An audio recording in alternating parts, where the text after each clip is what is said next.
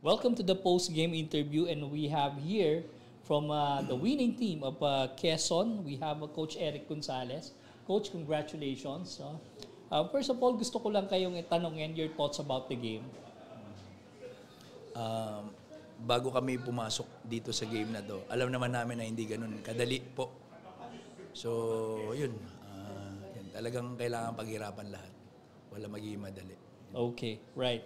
Coach, you have a younger team up against a veteran-laden squad in Caloocan.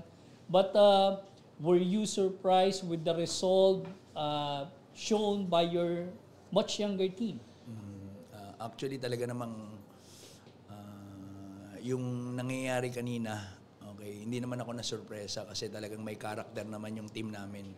Talagang kailangan lang namin time to process everything and blend. Okay. Also with us, of course, is our best player, Mr. Gonzalez, the younger Gonzalez, of course. So, can I ask your thoughts about the game?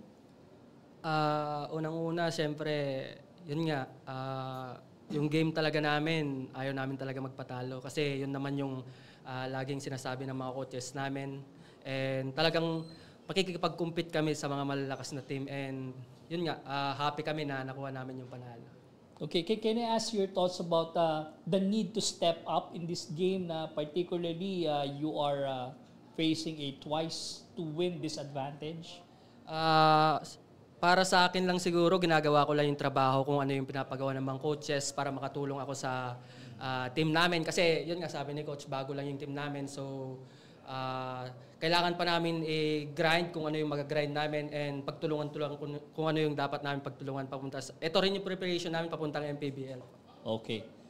Coach, you're coming off a double overtime game, no? Less than 24 hours, you think youth will play a big part in going up against experience? Then again, pareho lang sasabihin ko, hindi magiging madali yung bukas. It's all about heart. Okay. Okay, sabi nga ni Coach, hindi magiging madali, no?